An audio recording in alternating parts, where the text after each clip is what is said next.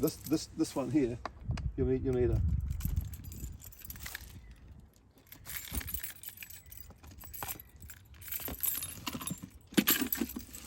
here's what the valves look like inside.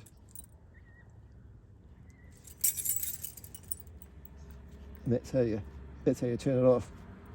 So it's clockwise for off and anti-clockwise for on. Here, that's the old style.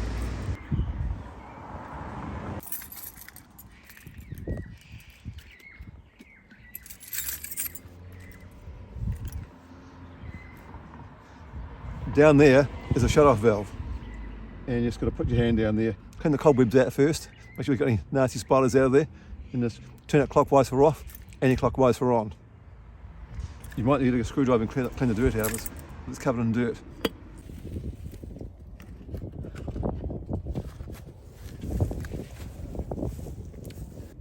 That's the pressure limiter valve. Just go a bit further in. That's the pressure limiting valve, and then the one before that, closer to you, is a quarter turn valve. It's the more modern style.